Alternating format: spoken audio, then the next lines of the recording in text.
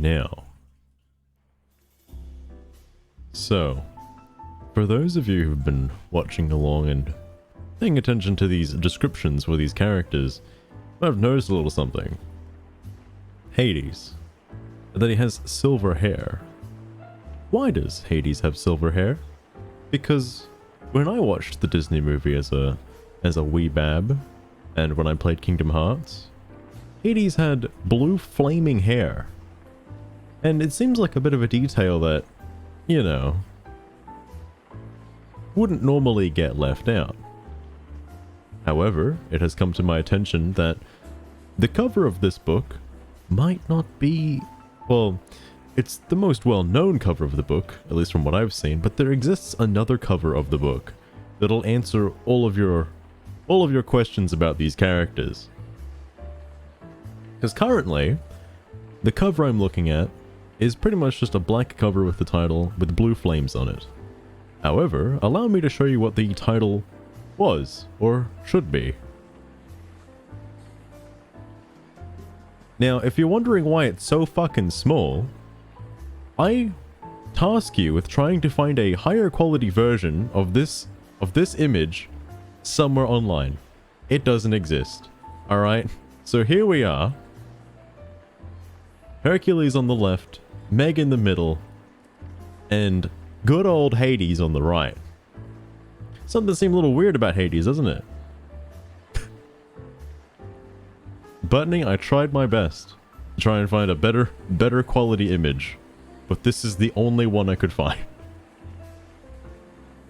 And Hercules looks okay, Meg looks okay. Hades is the only one that seems a little off, you know? It's the only one that seems a little different. Because again, I'm used to seeing, like, you know, this Hades. Right? Seems a little different, doesn't it? Cause yeah, I could see the others, you know, Meg, sure, yeah, kind of the same, you know, the dress is there, you know, the hair, yeah, you can get away with that. Hercules, oh, he's a little too thick. Oh boy, you know, for a bit of a stretch, you know, he's all right. Hades is the only one that seems a little strange. He's just a normal guy.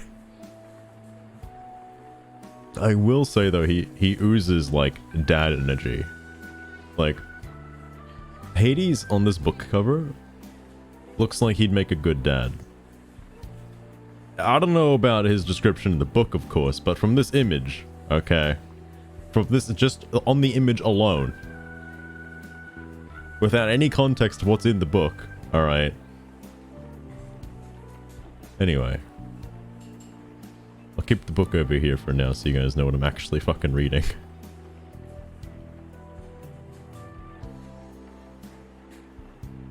So, chapter 7. Oh lord. It's a chapter about Hades. Oh, is my, like, thing set? It is set. Okay, good. She comes through my office door like a gale force wind. Even after all these years, my Meg steals my breath when she gets riled like this. She's out for blood, and mine will do just as well as anyone's.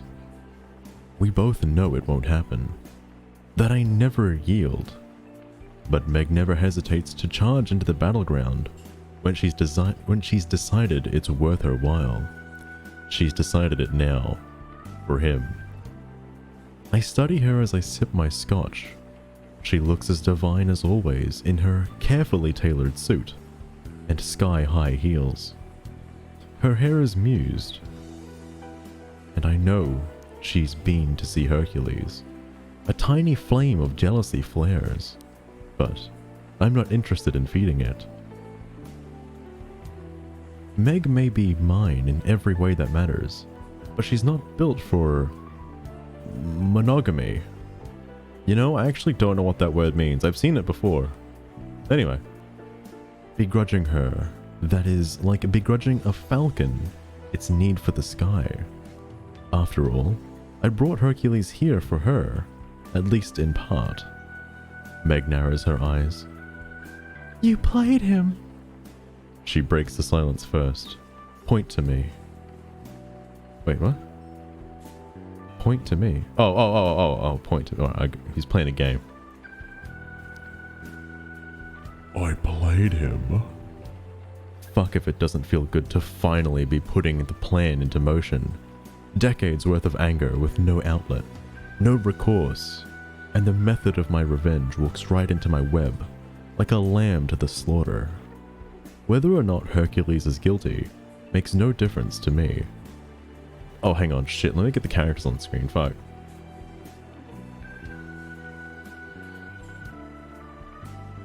Okay, I gotta set up my action figures, okay? It's important. Otherwise, how would you know what was happening?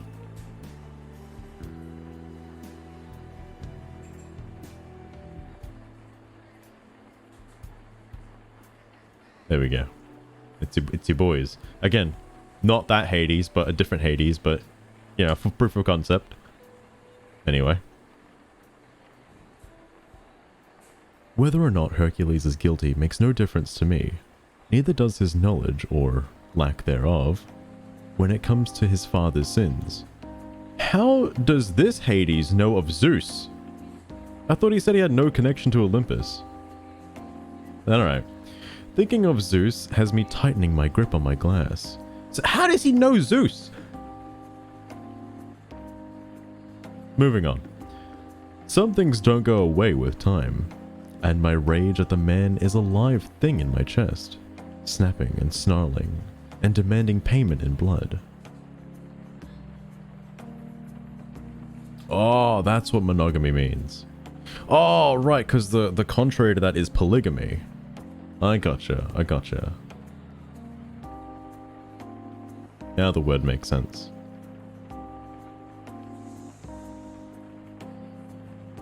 Thank you, Butney.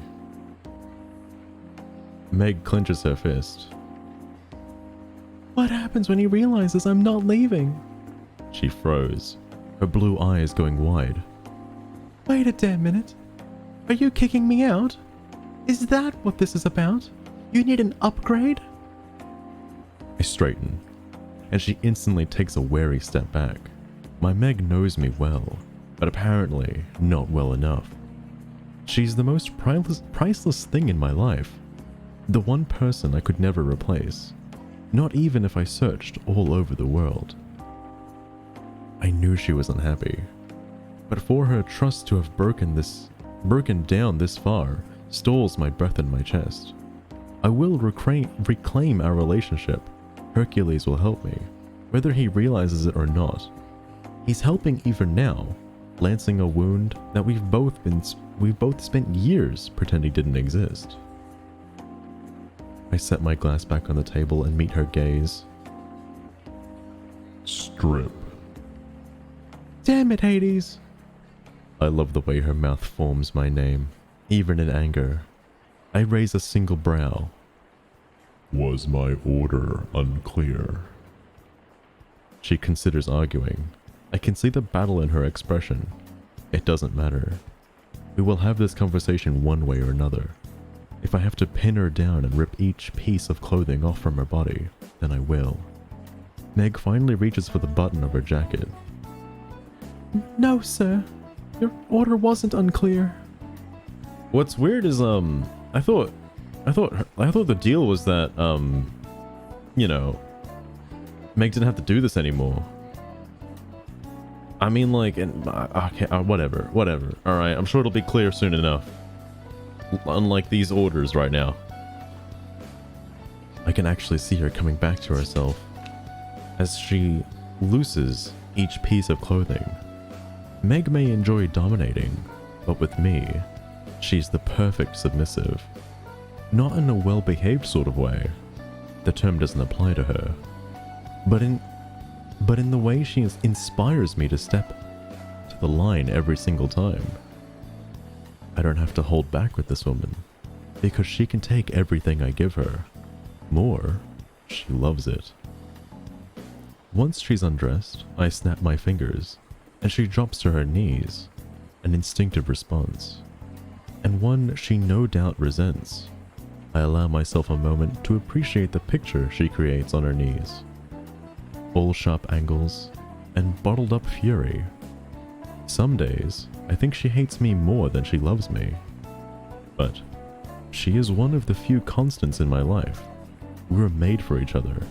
Two twisted trees that grew to lean on each other to the point where they won't survive alone. My God, Hades. I didn't know he was so deep. I mean, it's meant to be even more deep in a minute, but the way this is going. Meg has no plans to leave me. I would know it if she did. That doesn't change the fact that she's unhappy. She's withering with every day that passes, and I want to see her bloom once more. That's better. Shall we try this again? I push slowly to my feet and move her. I don't touch, not yet, but I circle her, letting the anticipation build in both of us. Finally, when she's practically quivering, I reach down and draw my fingers through her hair. Meg leans into it, though her mouth tightens as if she didn't mean to. You used me as bait. You tricked him into coming here. You trapped him with a lie. Yes. No need to deny it. Not here. Not with her. Though, one could argue that there is a very fine line between lie and truth. The man is a white knight in search of a damsel. It's not my fault that he saw you, that he saw... Shit! It's not my fault that he saw what he wanted and ignored the reality. You are no damsel, love.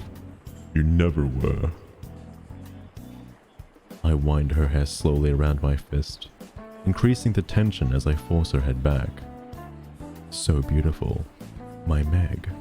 So sharp and brittle and broken. I cup her jaw and drag my thumb over her bottom lip.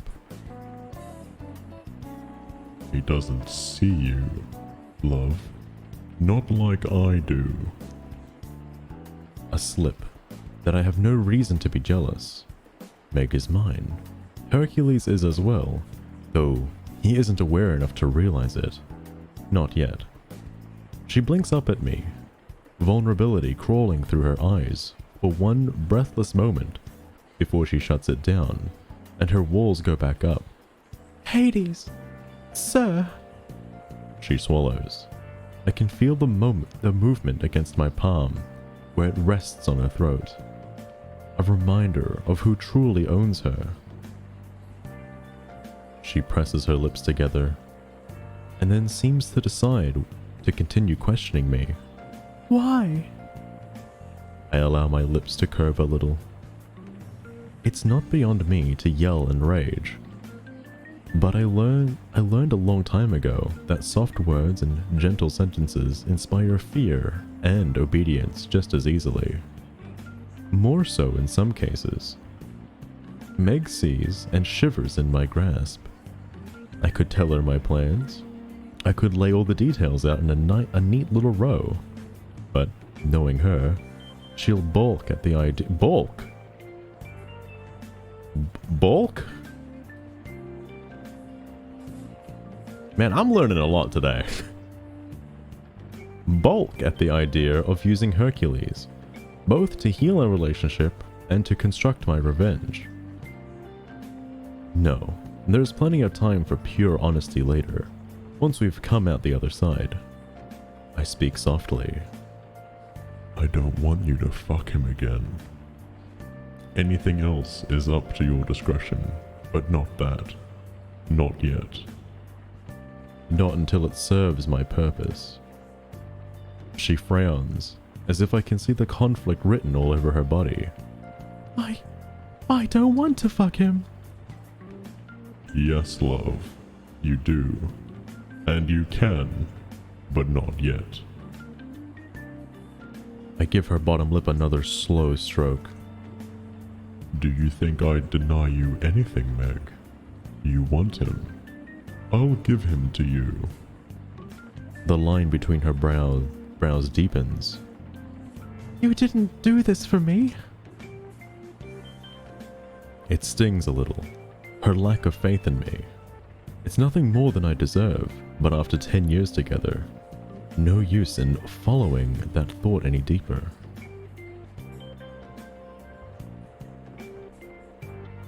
Oh, I honestly thought bark wasn't a real word for a minute.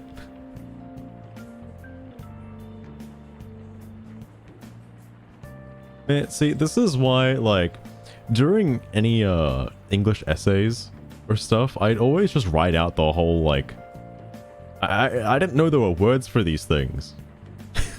I'd just write it out. It's like, oh yeah, she didn't want to accept the idea, as opposed to she'll balk. Alright. I'll keep a note of that, Buttony. Balking. Sorry, Jesus Christ. I'm gonna balk all over the place.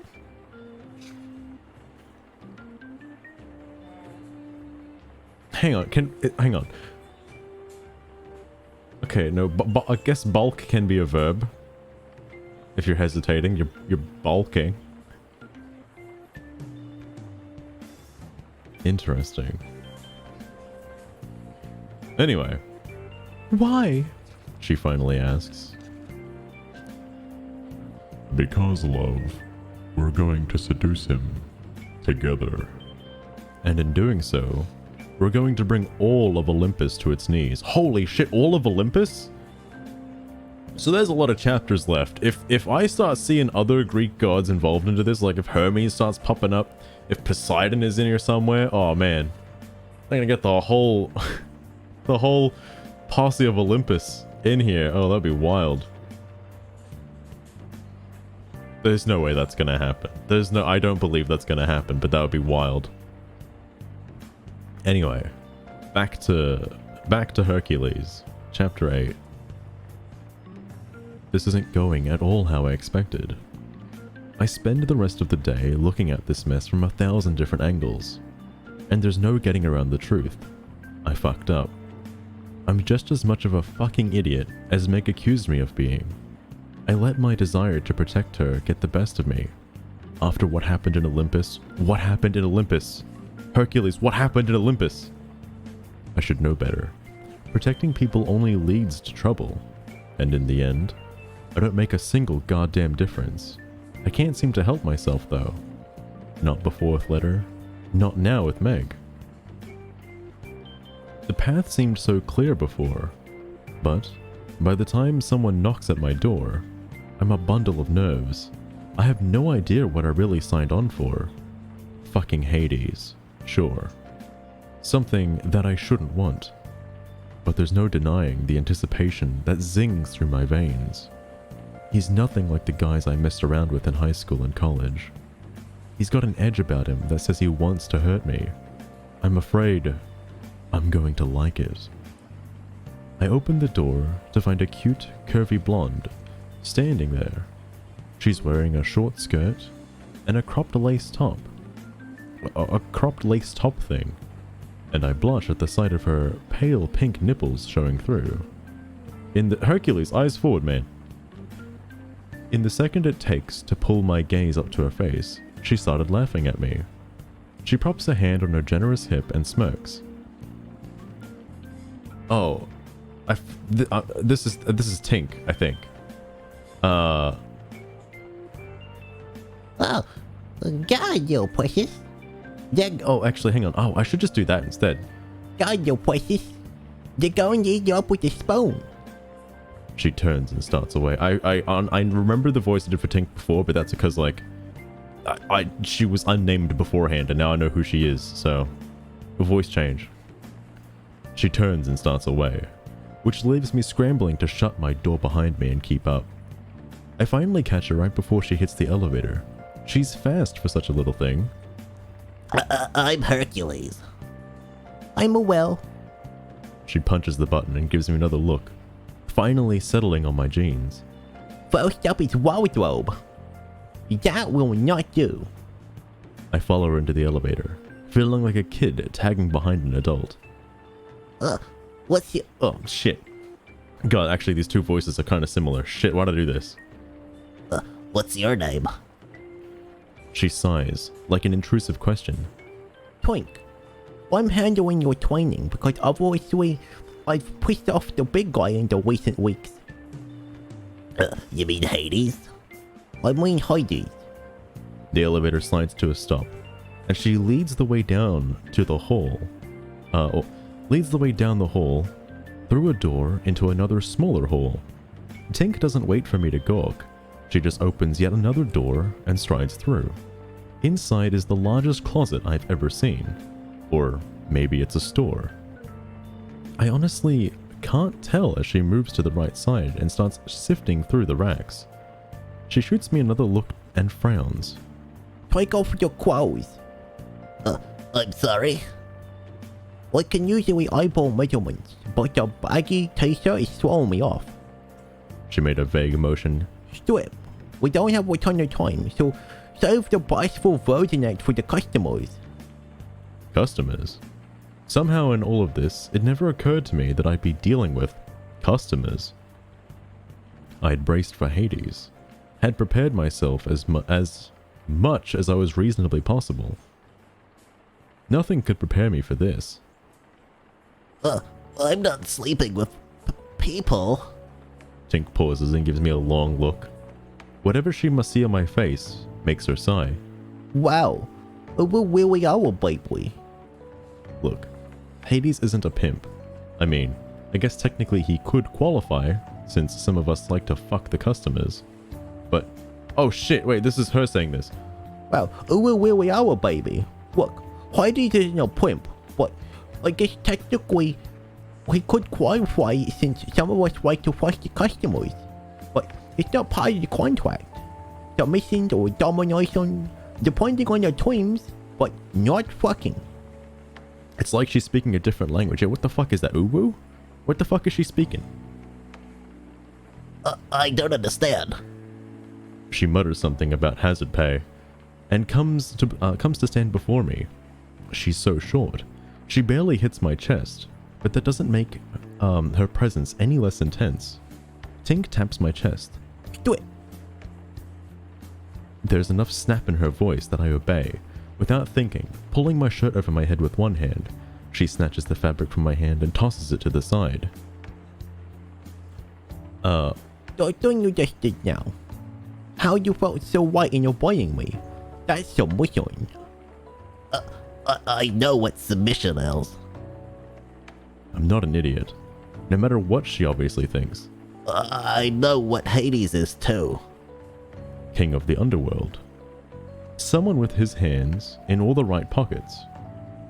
Because from what I could glean in my rudimentary research of this place, the clientele is the elite of Kavar City.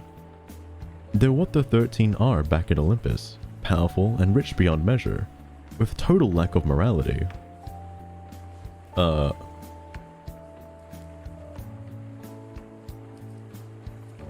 Wait, hang on. I don't know who's talking here.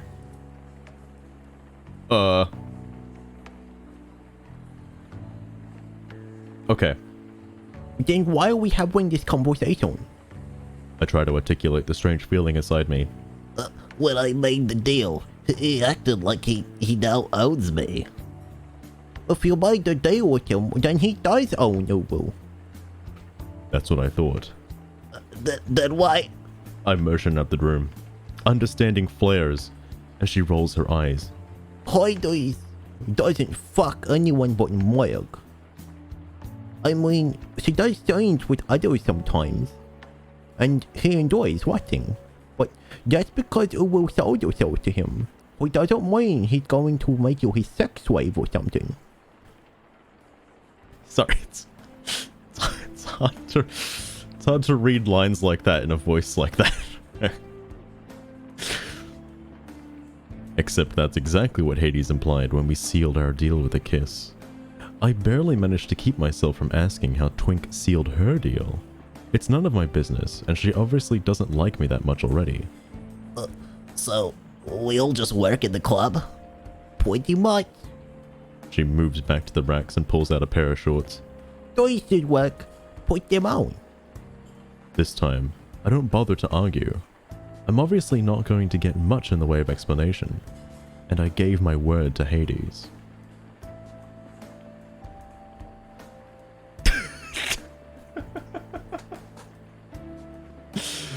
I don't have much left, Botany. Tink just happened to be the unfortunate character with the lisp.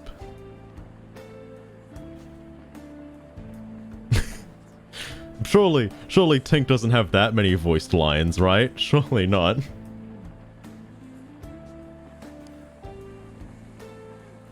I won't let something as mundane as modesty get in the way of keeping it. I strip out of my jeans and pull on the shorts. They're smaller than I expected, barely covering my ass in the back and hugging my cock and balls so snugly that they create an obscene bulge in the front. And, except for the front panel, they're made of see-through mesh. Hades can be something of a traditionalist, so he likes us... Oh, sorry. I think Hades can be something of a traditionalist, so he likes us to be barefoot. She considers me a full second longer and shakes her head. I can't really blame him for taking the deal now that I see what I'm working with. Uwu is pretty. The way she says it makes it sound like it's a bad thing. Thanks. This way. I almost said a different word that wasn't Tink. Tink leads me deeper into the room and through another door that takes us into what I recognize as an employee dressing room. She stops in front of an empty locker. This will be Uwu's. We don't use rocks because nobody's dumb enough to steal from one of Hades' people. She opens up the locker and pulls out a thick black leather collar. We wear these while on the shift. She dips back into the locker and pulls out a thick green circular ring. And I have a horrified moment of wondering if she's going to demand I wedge it onto my cock. Wow, Hercules, going straight for the cock ring, are we? She just snaps it onto the hook at the front of the collar. The one that looks like it attaches itself to a leash. Just like that, I can picture it, kneeling at his feet in the ridiculous fucking outfit with the chains attached to the collar. Its leather handle dangling from his graceful fingers.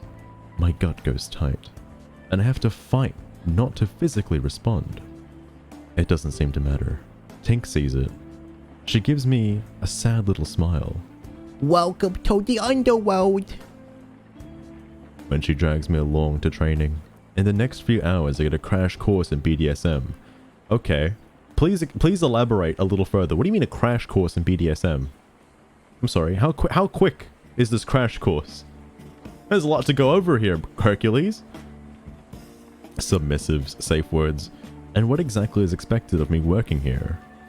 The first couple weeks will be observing and basically acting in a role similar to what I did back in my old job. Serving drinks, working the front lounge. I'll also be doing more hands-on training with Hercules. I don't know if I look forward to it or dread it, but I'm too nervous right now to know the difference. Tink glances at her watch. What's time? She surveys me. No one will touch Uwu without permission. But that won't stop some of the assholes from messing with you verbally. Don't play into it, because if Uwu snaps, Hades will punish Uwu, and then he'll do it publicly. Just keep your eyes down and mouth shut and listen. We do a recap at the end of each night, with the information gathered, so pay attention. Even if Uwu doesn't recognize the players. It's too much, and too little all at the same time. I don't even understand what she's saying half the time because she speaks in this weird language. I don't know what is expected when I said yes to him, but this isn't it. He's throwing me into the deep end, and can we just think about what Tink sounds like? And there isn't a single person who will help me if I drown. Tink might feel a little bad, but honestly, that lisp, I just can't get over it. I can't get a good enough read on her to know for sure. She might just as easily shrug and move on to the next recruit with the same amount of crankiness. But as I fall into the familiar rhythms of taking drinks, orders, there should be a comma there, and moving through the tables and bar, things start to unwind for me. This is familiar. I know how to do this. Even if it's a relatively new skill, the rest of it will figure itself out. But I can get through tonight. Or so I think, right up until I catch a familiar profile at the corner of my eye. I turn to find Meg standing near the bar. She's wearing a pair of tailored slacks and a deep purple bra top that I can almost see through. See, almost was italicized there, so he's just letting you know that Hercules can almost see through it. He doesn't have x-ray vision, but he's probably seen enough to, you know, get the picture. Why is she here? She should be well on her way to freedom, not haunting this place where I'm currently trapped. Unless she came for me. No, Hercules, she came for you about 2 chapters ago. My chest feels tight as she strides towards me on wickedly high heels. There's no familiarity on her face, nothing to indicate her thoughts. The warmth she showed me in that apartment above the restaurant remains nowhere in evidence. This woman could be a stranger for the cold way she studies my body, lingering on my chest and cock before trailing down my legs.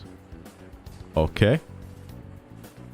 Now Meg's getting fucking wild up in here. What are you... Oh, wait. What are you doing here? I don't mean to speak. I really don't. My intentions don't seem to make a difference. If he broke his word. Hades never breaks his word, She says absently. I'm here because I want to be. Meg tilts her head to the side, causing her hair to cascade over her shoulders.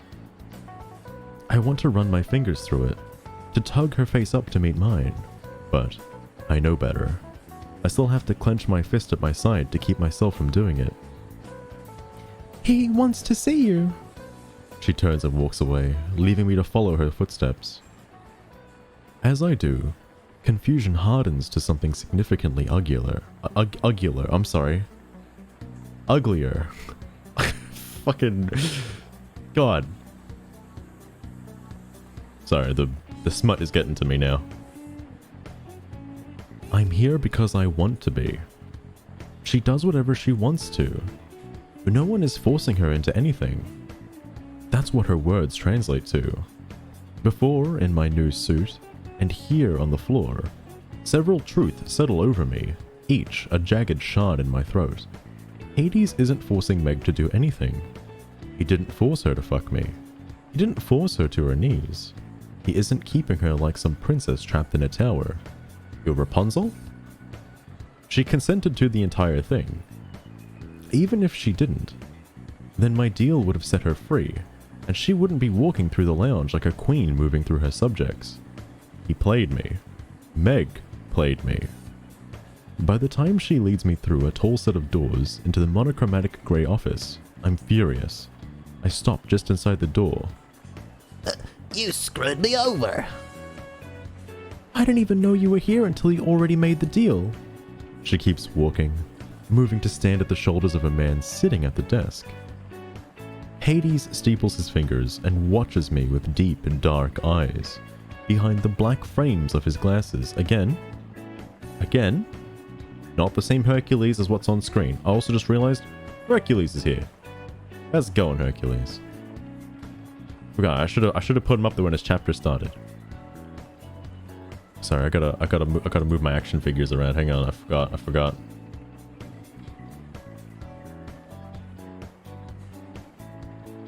This is very important.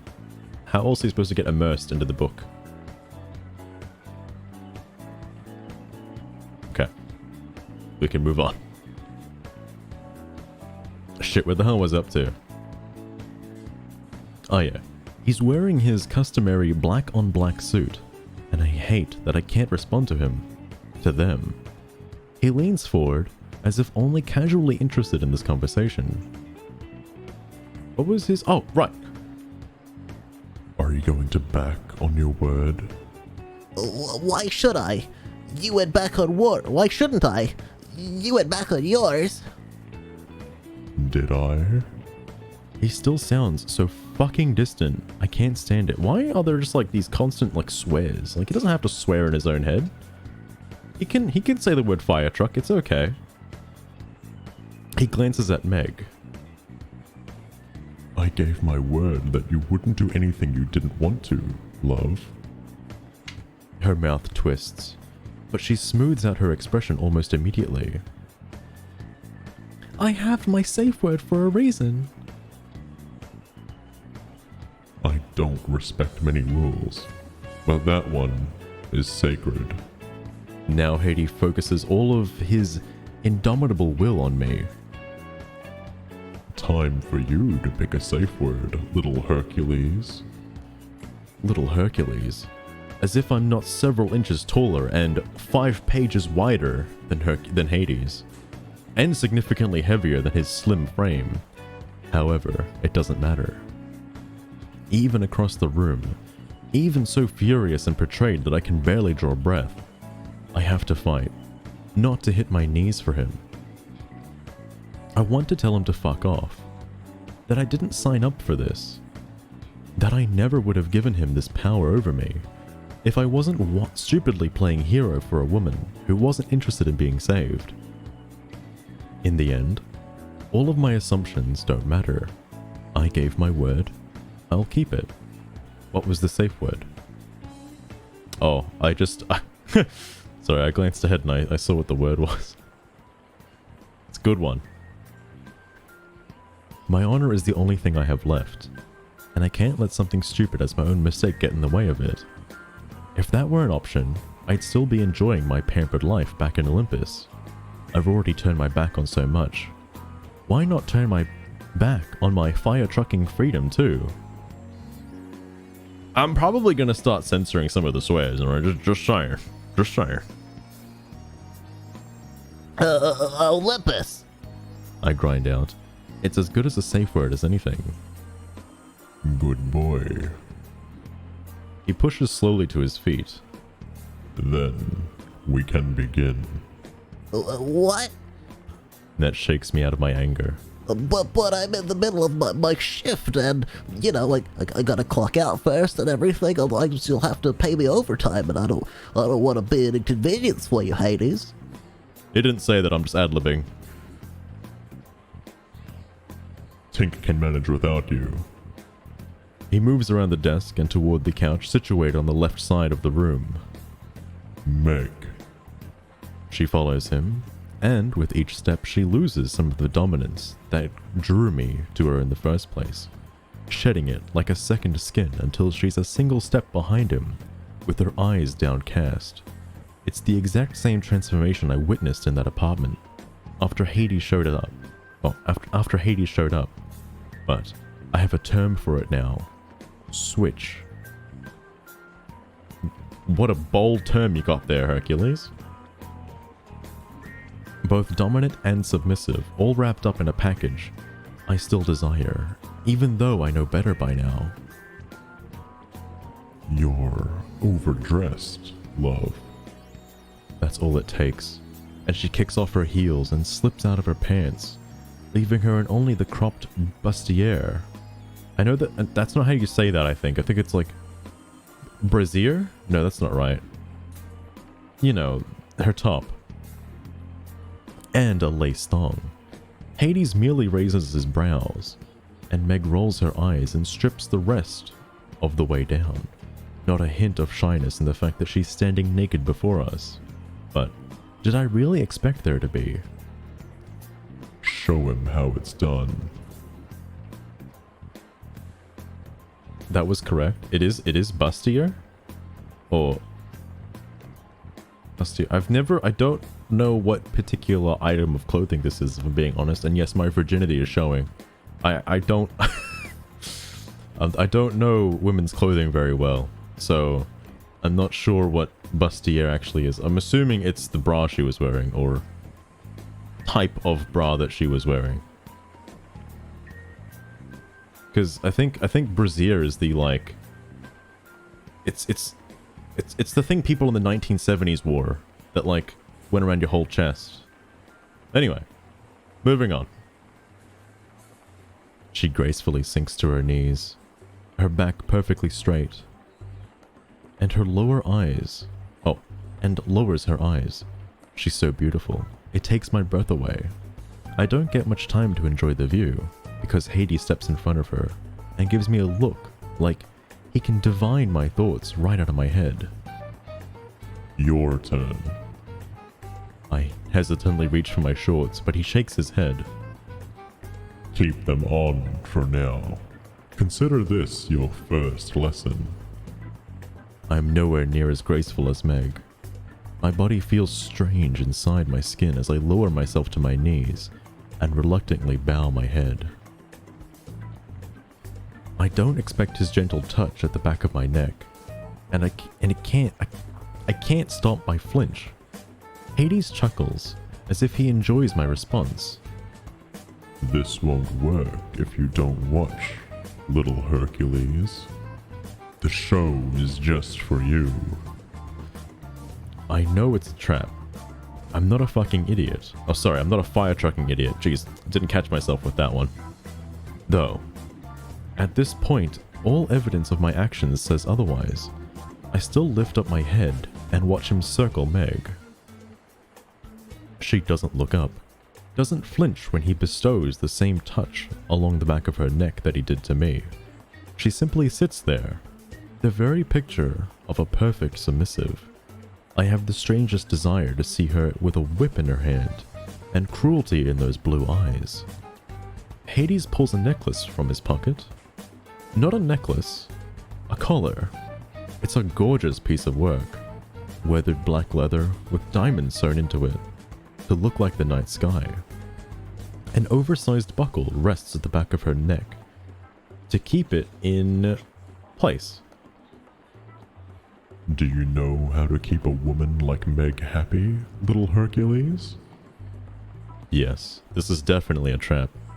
I swallow past my suddenly dry throat. I'm sure you're going to tell me. Smart boy. The words don't sound like praise coming out of his mouth, and heat rises to my cheeks in response. Which pair of cheeks, Hercules? Hades reaches down to run a finger along her collar. You give her everything she could possibly need. There it is again. That flash in Meg's eyes that betrayed her. She might be here of her own volition, but there's something else going on. Something deeper. It might be as mundane as dissatisfaction, but I honestly can't be sure. Submission. He continues moving his touch to her jaw. His touch still seems light, but guides her head back, arcing her spine. Spread love. She does as he commands, spreading her thighs wide. I can see all of her. Her breasts that I palmed less than a week ago. Her stomach that I brackened with my hands as I fucked her exactly like she commanded. Her pussy, where I buried my face and licked her until she came. She's pink and wet, and somehow I didn't expect that. No matter what lurks in her eyes, she likes what Hades is doing to her. Though, it seems precious little at the moment. He's putting her on display, all but tattooing his name on her ass, claiming her. He releases her and walks to the couch to resume his position. Come here, little Hercules. When I start to rise, he shakes his head slowly, his lips quirking into a smile. Crawl. The instruction is gentle, and no less cruel for it. My whole body goes hot and tight as I move onto my hands and knees and crawl across the distance between me and the couch. There, I hesitate. Am I supposed to join him there? Kneel here? Something akin to panic wells inside of me. But it doesn't get a chance to gain momentum, because Hades catches the back of my neck in the unbreakable grip and guides me to kneel at his feet, facing away from him. Don't move. That is a command, by the way. He sifts his fingers through my hair, and it feels like he's touching me in 1,000 different places. What happens if you break my command? I lick my lips. You punish me? My cock is so hard, it's creating a gap in the top of my shorts. Like it can punch its way to freedom. That's right. He moves behind me, and my breath catches in my throat as his legs come down on either side of my body. His thighs brush my arms, and even though he hasn't bound me, I feel like I'm locked in place. He squeezes my shoulders, and I jump as he whispers in my ear. Tell me your safe word. Olympus. I breathe. Good boy. He lifts his voice again. Meg, you may begin. I kind of blanked out there. Did Hades just ride Hercules? Is that what just happened? I think that's the exchange that happened there. I think. Oh, I wasn't sure. Something happened. It's getting a little hard to picture, if you know what I mean. Oh wait, this is from Hades' perspective. Okay, alright. Chapter 9, Hades. There's nothing quite as satisfying as watching the son of my enemy submit. He's beautiful at it. Even when he's fighting his basest impulse, Hercules wants to kneel at my feet, to obey my commands. But he thinks he shouldn't, so he fights me. He won't win. I could tell him that now, but spoiling the end takes the fun out of the game. Seeing Meg's reaction to him is almost as satisfying. She's so angry with me, my Meg. It doesn't seem to register that her anger is a pure thing, untainted by so much baggage we carry around. An anger that only drives her desire higher. I continue kneading the tight muscles in Hercules' shoulders. As Meg stalks naked to the door and opens it. The woman who walks through is one of my personal favorites of the submissives on staff, Aurora. She's sweet and gentle and cries so prettily. She's beautiful in the way priceless art is beautiful. Her light brown skin all but shines in the low light, and her hair, pink this month, falls in the waves that are almost curls around her narrow shoulders. She smiles at Meg, and I give her a smile of my own. As Hercules' breath catches... Shit, who's fucking talking here? Alright. She's very beautiful, don't you think? They both are. It amuses me how loyal he is to my Meg, though she deserves it. He wants to play knight in shining armor.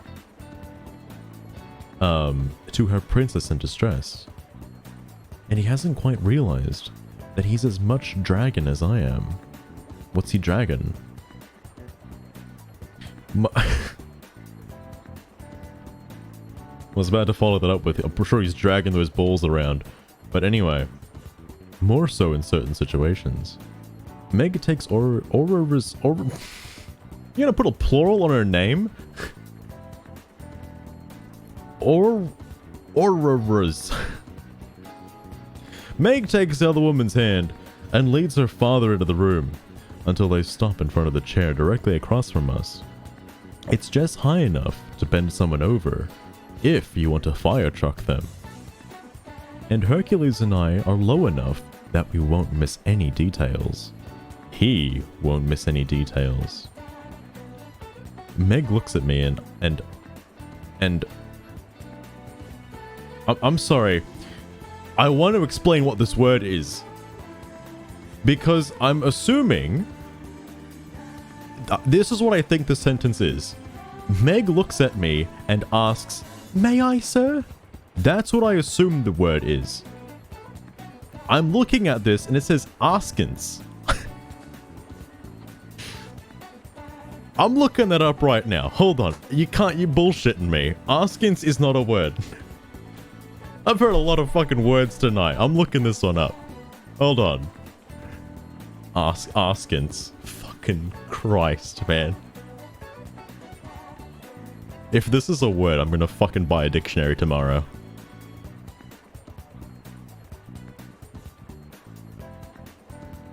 No way. Oh my god, it's a fucking real word. Are you serious? With an attitude or look of suspicion or disapproval. No. Hold on. No, but she's using it in the context of asking something. Not like... What? What? Hold on, Butney, if you're wondering, the word is spelt like... It's spelt like that. And I don't know if, Askins. Ah, askins. What does askins mean?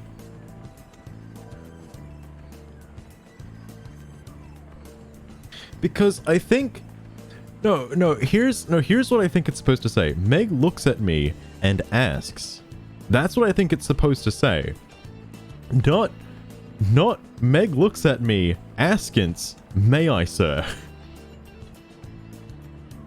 What the fuck? Alright. Go to the bookstore tomorrow. Yeah, can I get a dictionary? I want to look up the word askins. Because I think there might be a typo in here. I like to believe there might be a typo in this here published book. Askins. I like to believe Katee Roberts might have just had autocorrect on and it accidentally autocorrected the spelling of and ask to fucking askins. Anyway, I'm gonna keep reading as though I'm gonna preemptively fix this for now. Meg looks at me and asks, "May I, sir?" Anyone else might miss the hint of disrespect that flowers those three little words. I raise my brows, and she has the grace of flush. On another night, I'd make her eat those words while she eats Amora's pussy. Sorry, it's not Amora, it's Aurora. And eats the other woman's pussy, as I flog her until she sobs. That's not on the agenda right now, and she knows it. The little brat. Yes. I wait for her to turn. Oh shit, let me get this thing out of here. I wait for her to start. Oh, I wait for her to start to turn around before I put a little snap in my voice. But first, come give our little Hercules a kiss. Her brows slam down, and it takes her visible effort to recover. I'm not playing fair. But then she wouldn't expect it from me at this point. A punishment is still a punishment, even if it doesn't appear to be one on the outside. This boy got under my Meg's skin and, possibly under her dress, knowing Hercules. A mutual feeling, if the way he tenses beneath my hand is any indication. But I knew that already. He wouldn't have effectively sold his soul to me for anything less than blinding lust. Meg kneels gracefully in front of Hercules, and after another arched look into my direction, leans forward and presses a kiss to his lips. Because I'm still touching him, I feel him gravitate toward her to deepen the kiss. I'm not surprised when she lets him. Meg is drawn to this man in an entirely different way than she's drawn to me. It's part of the reason he's there. I'd also like to point out Aurora hasn't said a single word but has been in the room for like 15 minutes. I count slowly to 15. The reason why I said 15 minutes is because I saw the word 15 before I said that sentence. allowing them this, if only so I can be the one to take it away. That's enough, you two. I say mildly. You're making poor Aurora feel left out. Aurora, at least, isn't disobedient enough to contradict me. She stands exactly where Meg left her, gaze downturned, and her hands clasped before her. All of my submissives have a style, and I allow them that freedom within certain boundaries. Aurora wears a short silk slip that might appear, virginal?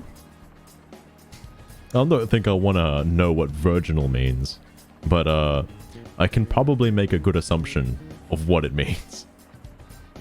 If it weren't short enough to barely brush her thighs, and didn't have thin straps that appeared as if they'd break under a harsh exhale.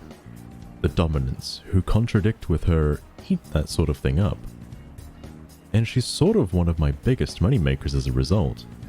She also has a schoolgirl crush on Meg, so this scene serves to reward them both. Meg rises gracefully to her feet and pads to Aurora. She uses a single finger to lift her chain. And I don't have to see Meg's face to know she's smiling warmly at the woman. We'll keep it simple today, okay? Okay. Aurora whispers. Sorry, that was not a whisper, my bad. Safe word? Farn. Good girl. Meg begins. As Meg begins, I turn my attention back to Hercules. He's so tense. He might as well be a marble carved on the floor between my legs. That won't do. That won't do at all. I need the tight muscles in his shoulders. I mean, yeah, dude's been fucking lifting for days. Surely he's got tight muscles. The man may be nothing more than a pawn, but he's no less beautiful than my Meg, albeit in a different way. Hercules has the coloring and bearing of somebody used to walking in the sun. Whether he'll wither living here in the dark remains to be seen. I lean down until my lips nearly brush his ear. First, you learn by watching. Then, you learn by participating. You belong to me, and I won't allow anyone else to hurt you. Anyone else? His voice had an edge of growl and sounded really fucking weird. I'm going to hurt you, little Hercules, and you're going to enjoy every moment of it. I dig my thumb into the trigger point at the top of his spine.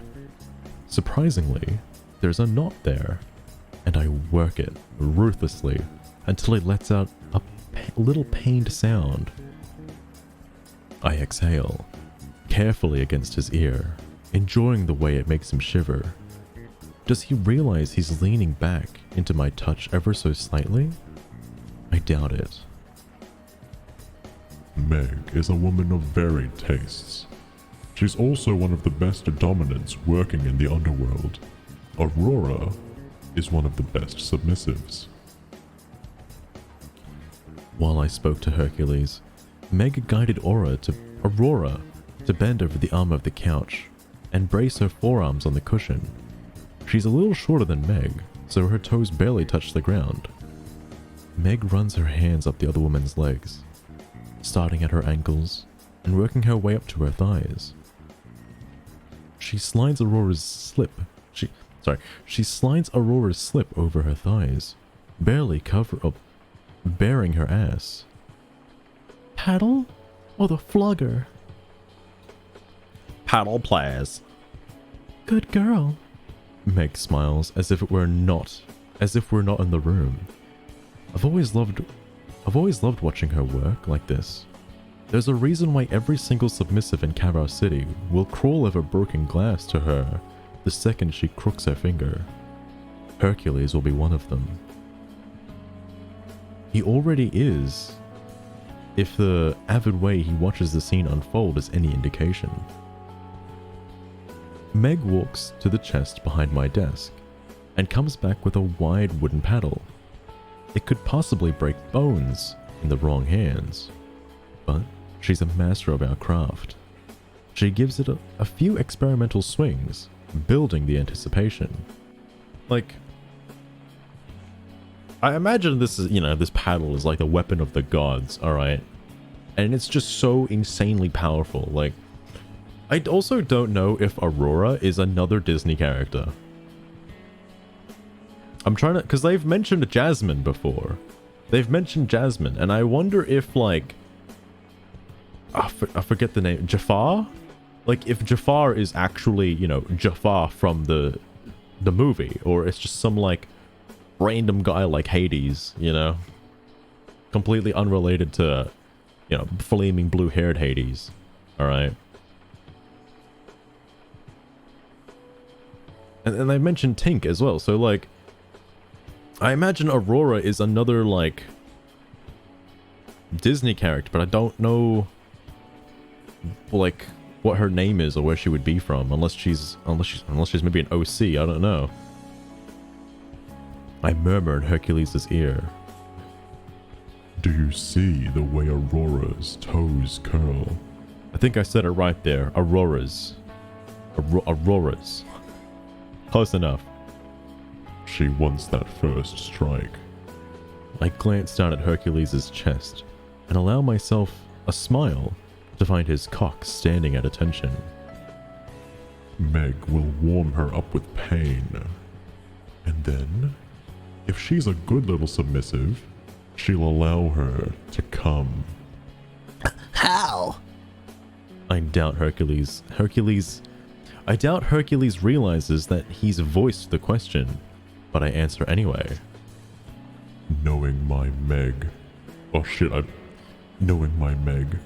She'll eat her pussy. She's got a taste for it. And Aurora is so pretty when she comes through her tears. Meg delivers the first strike across the lower curve of Aurora's ass, right where it meets her thigh. The other woman jumps, but then obviously fights to hold still. Why do they call her other woman now suddenly? But then fights to hold still to obey. Meg smacks her again. Falling into a rhythm, I recognize immediately. I force my attention back to Hercules, who's breathing hard as if he is the one being beaten. I'm going to touch you now. Oh god, Hades. Hades, I'd say keep your hands to yourself, but I mean, that's not what this book is about. He gives a shaky nod, his gaze glued to the swing of the paddle. It won't take much to send him into subspace when we begin to play. Not if he's dancing on the edge of it simply from watching. He's like a child who's never seen Christmas, and the sheer splendor of it overwhelms him. Or a child who finds the Easter eggs one day, and then realizes they're all chocolate. At least at first, I slide my hands down to his... That was a weird sentence in this book, I don't know, it came out of nowhere, wasn't ready for it. I slide my hand down his chest and delve into his shorts. I've seen his cock, of course. Hard and wet with Meg's desire. I still take a moment to enjoy the way he fills up my fist. I give him a hard stroke, and then lift my hand. Spit. What? He's coarse, as if he's been screaming for hours. I won't repeat myself. It takes him a moment to respond, to obey, to coat my palm with his saliva. Against my better judgment, I'm moved by the purity of him. I want to break him into 1,000 sharp pieces, to drag him down into the dark with the rest of us. But I can't help appreciating the very thing I want to ruin. I take his cock again. There will be time to tease, a time to torment. Tonight's not it. He needs to know exactly who he belongs to. Hold on, I need to get Askins off my screen. I was stuck in the realm of Askins. I jerk him roughly, relentlessly, until he's lifting up his hips as best he can and fucking my hand. His gaze is pinned to where Meg meets Aura, Aurora, and while I appreciate the sentiment, that won't do. I dig the fingers of my free hand into his hair, and turn his face to mine. I own you, little Hercules. Say it. His blue eyes are glazed as he licks his lips. You own me. Now, be a good boy and come for your master. 1 stroke, 2, and then he gives a guttural course and does exactly as I commanded, coming in great spurts across his own chest. I give him a few more pumps before I release his cock. I don't move back. Not yet. I simply maintain my position, bracketing him as he shakes, allowing him to lean on me while he finds his balance again. It won't last. I won't allow it. But I can't help running my fingers through his hair and guiding his face to lean against my thigh as I settle back to watch Meg work. That's the end of chapter 9. I also like to point out that fucking Hercules came in like 2 seconds. I mean, I don't know what Hercules is eating, but maybe he's just really sensitive. I don't know. That's probably why he came in like fucking milliseconds when he was with Meg earlier in like chapter 2. I don't know. Certainly wasn't expecting that. Oh god, this is chapter 10's a bit of a hefty one. Oh jeez. I mean, I'm curious where this is going. I don't have a fucking PNG of Aurora though. I don't know who that is. So, you know, just imagine a 4th person in the room right now, I guess. Anyway, chapter 10. This is Meg's perspective now. I'm so furious. I can barely think straight.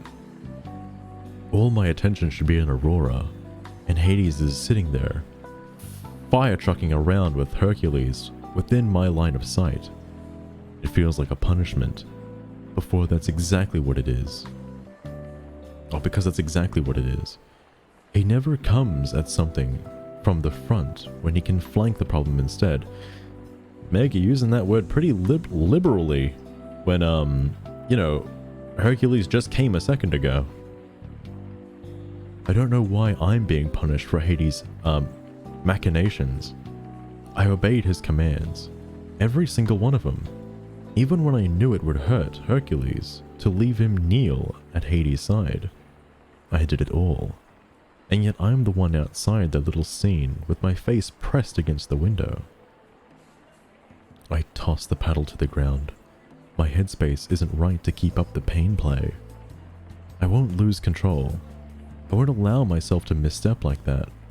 But it's not fair to Aurora to do this when my darker emotions are riding me so hard. I step to her and run my hands up the back of her thighs and squeeze her ass.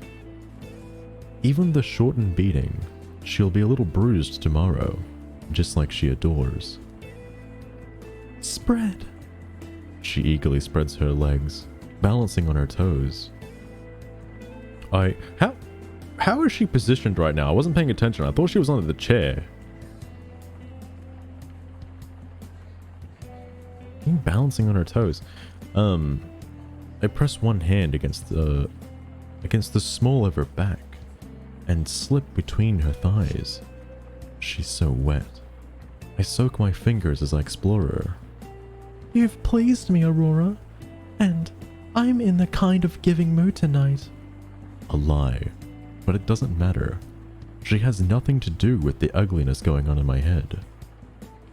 You can choose your reward. I want... She twists, just enough to look up at me from beneath the curtain of pink curls. I want you to make me... Oh fuck, hang on, I lost the voice. Jesus Christ. I want you to make me come. God, this girl is a gift. Whoever she lands with when she finally settles down is one lucky asshole. I keep stroking her pussy, pretending to consider it as if I'd deny her anything, as if I'd deny myself this. I'll consider it. I push 2 fingers into her and fuck her slowly. She whimpers and writhes, but I hold her steady as I work her toward orgasm, one agonizing stroke at a time. This moment, right here, is one of my favorites when I top. I love seeing someone come undone, and knowing I'm the cause behind it, knowing that I'm giving them exactly what they need. I sink down onto one knee and pull her hips back away from the couch arm. She spread her legs even more, anticipating me. Good girl. I murmur. I reward her with a long lick, but I'm really being selfish. I want to lose myself in this girl, to forget for a little while that my life is off the rails and has been for a long time. Sorry, shit, I was like reading ahead a little bit. To stop thinking about the 2 men watching us right now. To avoid any fear of what the future might bring. Not to worry about anything but making this beautiful girl come apart. I take my time enjoying this, enjoying her.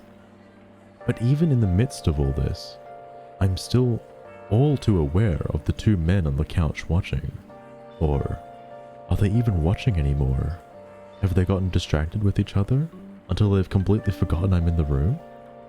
The thought shouldn't hurt me as much as it does. Aurora's breath sobs out every time I circle her clit. And suddenly I'm done playing. I want her there. And I want her there now. I work her pussy with my tongue until she's thrashing, and I have to tighten my grip to hold her down. Aurora loves that shit. She always has.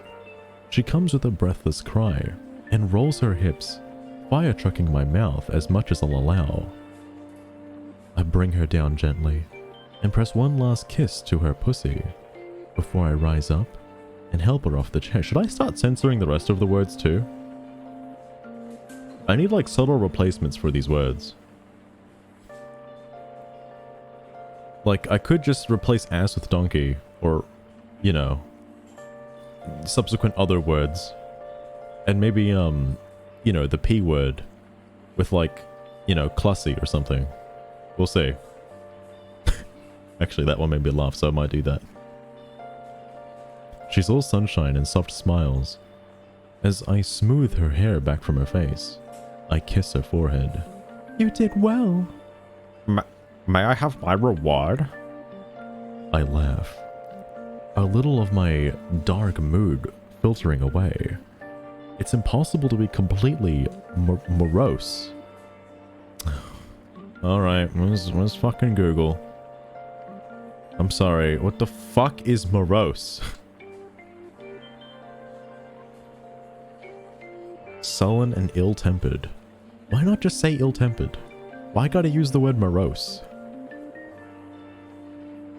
It's impossible to be completely morose. Sorry. It's impossible to be completely ill-tempered when I'm spending time with this girl. You know, most people just want more orgasms. Aurora looks at me with those brown eyes. I like what I like. Don't we all? I take a step back, make sure she's steady on her feet, and then sink into the chair. Very well, pet. Come get your reward. I spread my legs. She shoots a look at Hades and Hercules, and against my better judgment, I do the same. The sight of them steals my breath and muddies my thoughts. Hercules is languid in the way only a recent orgasm can bring. And the evidence of it is right there on his chest. He's slumped between Hades' legs, his head on his thigh. For his part, Hades appears completely relaxed. As long as I don't look into his dark eyes, they're all predator as he takes me in. My scene with Aurora might end once she's received her reward, but the scene going on with Hades isn't over, not by a long shot. This was just a warm-up. They haven't forgotten me after all. in italices. Aurora runs her hand up my thigh and smiles in a happy way that warms my heart. My life would be so much easier if I had fallen for someone like her instead of someone like Hades. She is light and springtime and sweetness. She might even make me a better person just by virtue of loving me. Or, at least, that's the fairy tale. If she's from a fairy tale, which one is it? I don't know who she is. I don't know who this character is. What Disney cartoon is she from? What is it? Anyway. I sink my fingers into her pink hair. You're teasing. Oh, sorry. But she doesn't look the least bit sorry. That's okay. I'm not either. Aurora presses a prim little kiss to my clussy and then goes after me with abandon. She gives herself completely, unabashedly. I wish I could enjoy this for what it is. If it was just us in the room, I would. Aurora and I have played plenty of times before without Hades present, and I've never had a problem focusing everything on her. But now, I should feel powerful in this moment. I've made my submissive feel good. She's driving me closer to an orgasm. I should be walking on top of the world. Instead, I look at Hades and Hercules and feel my reality fracturing in a way that has nothing to do with pleasure and everything to do with unwelcome pain. Change always hurts. Always. Hades might think he has control of the situation, but I don't. I'm out of control and spinning out. Hercules shifts, drawing my attention fully. He's hard again. Jesus, Hercules, what did you eat? I mean, I suppose he is a demigod. Quote unquote. I might laugh if there were more air in the room. His attention seems to be everywhere at once. The curve of Aurora's back, her mass of pink waves as she licks my clussy, my flushed body bared on the couch. His finally meets my... Sorry, his what? His finally meets my gaze and sticks. Eyes? Is there supposed to be eyes in there? You know, I've never read a lot of books, alright? I've never read a lot of novels. I certainly haven't read a lot of fanfics.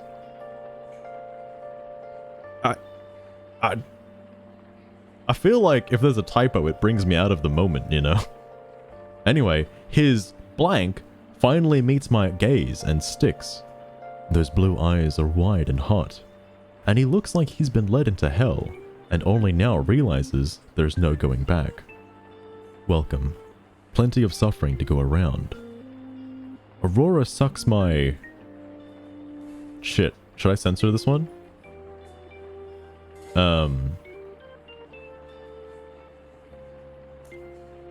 Bunny hard. Setting her teeth against a sensitive bundle of my nerves. My orgasm surges, and I don't know where to look. Hades or Hercules? Hercules or Hades? In the end, I close my eyes and shut them both out, letting Aurora tease me through the waves. My body finally gives way, and I slump down over the couch. Well done, pet. She makes a happy sound and climbs up to cuddle against my side. This is as important as the rest, the opportunity to bring us both down. I stroke her hair idly, letting the warmth sink into me. I don't want to open my eyes yet. I truly don't. The second I do, the next stage begins, and I don't know if I'm ready for it. I don't know if I can survive whatever Hades has planned tonight, or in the future. There was once a time when I didn't even question it, when I knew beyond a shadow of a doubt that I was first in Hades' world. First before the underworld, before all who patronized the place. First, even before his ambition. I would walk into a room and it didn't matter what he was doing. He would level that intense focus on me and smile. We'd talk for hours, and fire truck, and talk again. He built up the trust that had been fractured with Declan. Who is Declan? What? You can't just introduce Declan. Who the fuck is Declan?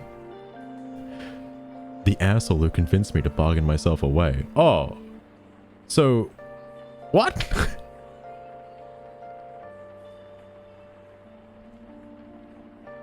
Are we just never going to mention Declan again? Is that it? Declan was the one that... Okay, alright. Some people looked at us and assumed that Hades built me into the woman I am. It's not the truth. He simply gave me the platform and freedom to figure out who I was meant to be. To explore the dominant nature I dimmed for the past partners. For the world itself. To lose myself in the freedom of submission. We plotted and planned, and together we boosted the underworld into the hub of power in the center of Kavar City that it is today. No one fire-trucked with us, and that was partially because of my role, not my plans. Until it all changed. Not at once. I didn't even notice at first. Our conversations shortened, and eventually stopped almost completely. Hades had started shutting me out, and I didn't know what to do but shut him out in return. I know this man better than any other person in the world, but right now, he feels like a stranger to me. Meg. I obey the command and look at him. So cold. Those dark eyes behind his black frames. Again, I can't picture the guy wearing glasses. I really can't. As cold as they were when I first came to the underworld, before he let me in. It takes everything I have, not to tense. Yes, sir? It's time. His expression thaws as he looks at Aurora. You did well. I can actually feel her blooming under his regard. I don't blame her for it. Impossible not to feel like the sun has turned in your direction when his smile is warm and genuine. She sits up a little. Thank you, Hades. I fucked that one up. Never mind. Moving on. Would you like to watch what comes next? Aurora nods quickly. Yes, please. Meg. A snap of command in his voice in response to my reluctance. I bite down. A sigh. A sigh. I bite down a sigh and slide out from my spot. I round to the setter chest on the other side of the chair and pull out a blanket. I take my time wrapping it around Aurora, partially to spite Hades, partially because I don't want her to feel anything but warm and fuzzy about our scene. I press a kiss to her forehead. You good? She cuddles the blanket more firmly around her shoulders and beams at me. I'm good. Again, I'd only do it if there wasn't another voice beforehand. Anyway. I take a deep breath and turn to face Hades. I don't allow myself to look at Hercules, though I can feel his eyes on me. Hades raises an eyebrow, and I sink to my knees, my body obeying before my mind has a chance to catch up. I press my palms to my thighs and spread my legs the way he likes, keeping my gaze down. He shifts out from behind Hercules and stands. Anyone else would struggle to their feet after sitting like that for so long, but Hades is perpetually graceful, one of the many things that used to fill me with awe, but now is simply part of Hades. He circles me slowly, building anticipation. Like when he says circling, is he like walking circles around her? Because that's what I think is happening. I don't know if he's like, you know, doing something with his hands, alright? But from what I've been reading, every time he circles somebody, he's like circling them like a fucking cheetah or something, like a lion, but circles its prey. Like I don't... I mean, maybe that's what they're going for. I don't know. Maybe it is. Building the smallest bit of fear. I know he'll never harm me. Not on purpose. And I have absolutely no doubts that he'll respect my safe word. Hades might bend and manipulate and make deals with the worst people in existence. But he won't cross this line. Not with me. Not with anyone. Finally, he stops in front of me. I think the cane. Sorry, Hades had something in his throat there for a second. Even though I know better, shock has me raising my gaze. What? The cane, love. He takes my chin with a gentle grip. His expression contemplative. I think we both know you've earned it. I suck in a harsh breath. He means I've earned my punishment. Though I honestly don't know if he's punishing me or Hercules. Canes are no joke. I'm not a BDSM fanatic, so I actually don't know what he's referring to with a cane. I assume it's the thing that teachers used to use back in the day when, you know, like kids weren't fucking learning, and kids were fucking being sent home with like fucking bruises and shit. That's what I assume that the cane he's talking about is. That kind of fucked cane. I mean, again, like, I don't know. I don't know that much about BDSM, like, fetishism, so I'm not sure. But, I mean, if you made it this far, I'm sure your guess is as good as mine. Hades. He lifts a single brow, and I swallow my words back. I hate this. I hate that he's using me as a way to bring Hercules down. But a part of me unfurls in sheer joy at what comes next. I'm not a true masochist, but pain brings something extra to fucking... Oh, sorry. But pain brings something extra to fire trucking that's always delighted me. Canes are different, yes, but in my heart, I don't think for a second that Hades will simply beat me and leave me like that. No matter what else... Oh shit. No matter what else he has going on in that wicked brain of his. First, the pain, then the pleasure. That sounds like the start to some... Oh, you know what that is? That's in that fucking, like, Cum Zone song, isn't it? Yeah, first the pain, then the pleasure. And then, you know, other various lines like, pressure cook my greasy balls and whatnot. Sometimes, the two intermingle, but maybe this is as much test as punishment. How far can he push me? While we're both dancing on the edge of something truly devastating. Only one way to find out. I lick my lips. I would love the cane, sir. Good girl. His soft touch urges me to my feet. I already know our destination. There's a stylized St. Andrew's cross tucked in the corner. Again, I'm not that much of a saint, so I don't know what St. Andrew looks like, but I'm assuming it's a religious holy cross. Hades waits for me to step up. Oh shit, hang on. Yeah, no, that's right. Hades waits for me to step up to it, and then cuffs my wrists so my arms are extended on either side of my head. He gives my ankles the same treatment. I don't have to look over my shoulder to know that both Aurora and Hercules have an excellent view. The room was arranged this way on purpose after all. Hades moves away, and I have to fight the urge to try and twist to his movement. It won't work. And it will only drive my fear and anticipation higher. I press my lips together and focus on breathing. Hades moves to the same chest I got the paddle from, and takes his time going through the options, drawing out the moment. Sorry, I'd had to figure out who was talking there for a second.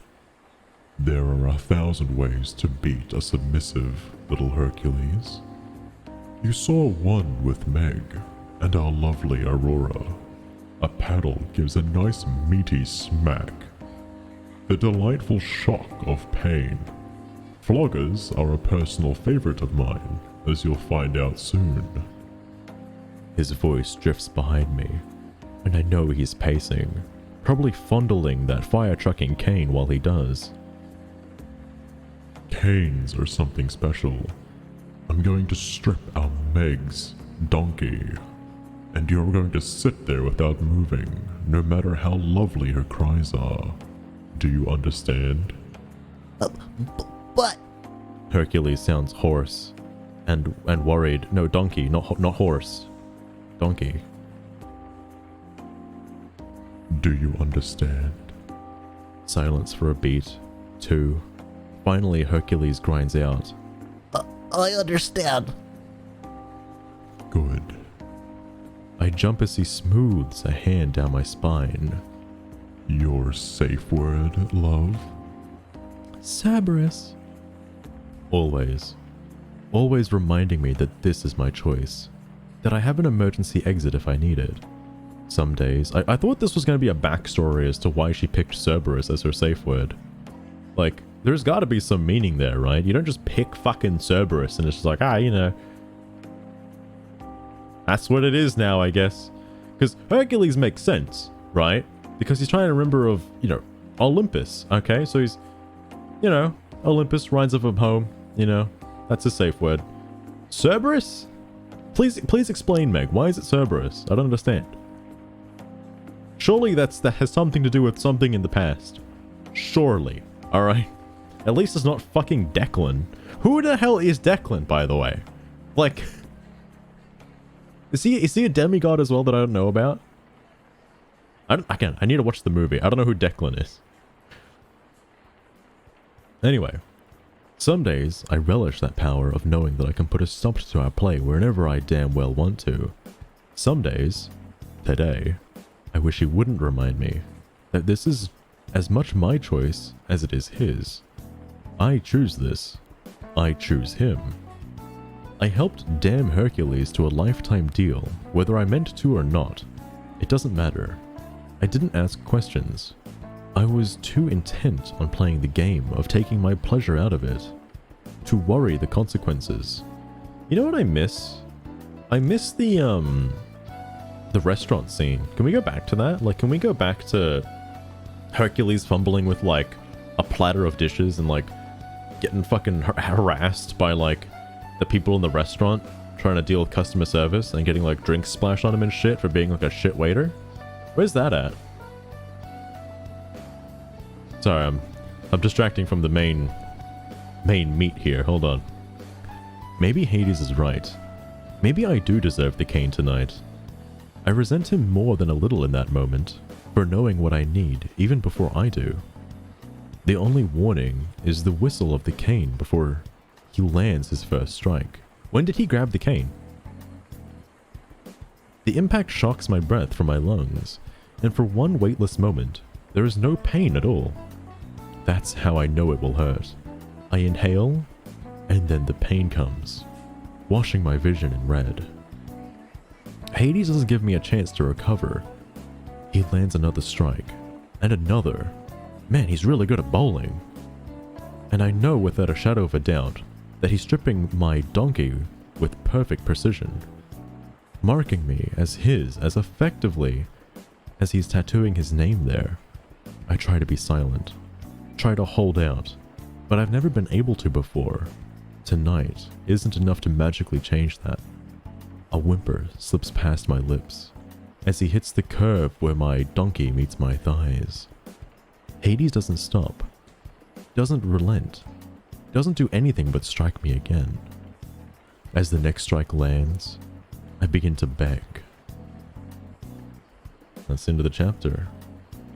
Next we got chapter 11, and I'll tell you what, what's the time? I think I'll do chapter 11, and then we'll see where we're at after chapter 11. I don't know if I'll do chapter 12 today. Kind of knocking out a lot of chapters today. But we're getting close to halfway. Anyway, chapter 11, this is from Hercules. Hercules' perspective. Well, actually no, it's not plural, it's possessive, otherwise it would have said Herculi. Anyway. I don't know what's happening to me.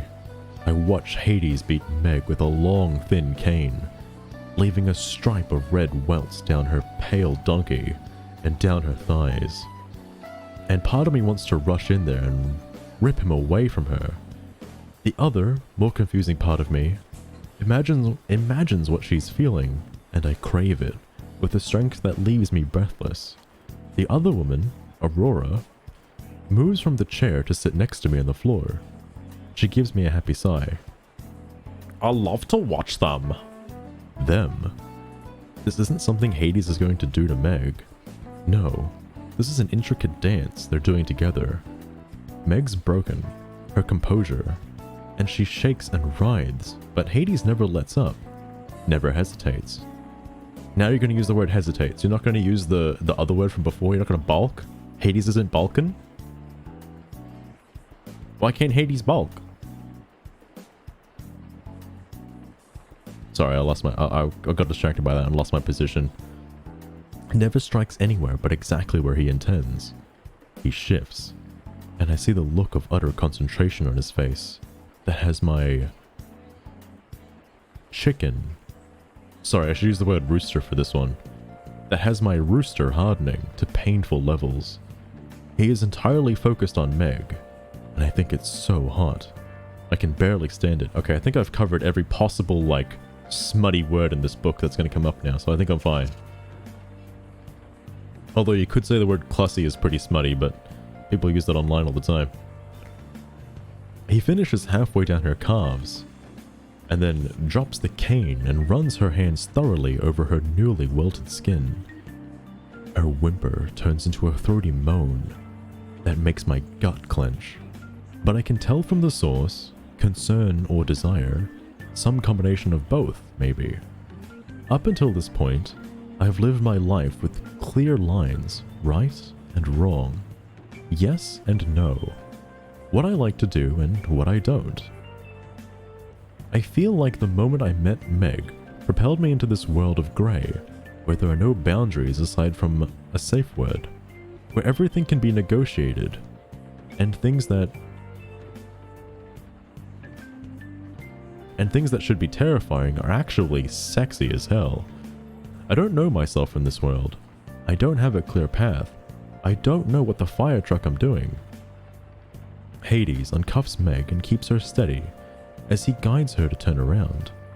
I expect him to do what Meg did, to bring her back to the couch, maybe cuddle her for a bit, offer her some kind of aftercare. He doesn't. He cuffs her wrists back to the cross, pressing her hard enough that she lets loose another of those desperate moans. Tear tracks mark her face, and her entire body is flushed and shaking. She looks like she's been through a war. But there's something in those blue eyes that stills me. A peace I've never seen on her face before. Hades wipes her tears away with his thumb, and then kisses her softly. When he lifts his head, he doesn't look away from her. Come here, little Hercules.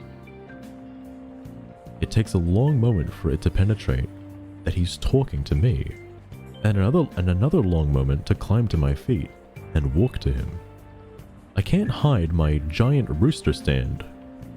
And considering Hades jerked me off not too long ago, I should have said weather vane. That was a good opportunity for weather vane. Fuck. I don't bother to try. He motions me forward with an imperial gesture, still not looking to ensure I obey. Why would he need to, though? I've already promised him obedience. In this moment, it feels like I've promised him a whole lot more. He catches my wrist and pulls me to the last foot forward. This close, I can see that Meg's bunnies are hard points, and that the flush of her skin isn't solely from pain. Hades shoves my hand between her thighs and presses two of my fingers deep inside her. Jesus! I breathe. It's so fire-trucking wet. She clamps around my fingers and I can't help pumping a little. You have a choice, little Hercules. I can't drag my gaze from Meg. Her face, her body, her clussy wetting my fingers. Oh, what choice? You can continue to observe. His pause holds legions. Or you can join me. If I'm smart, I'll retreat to the couch.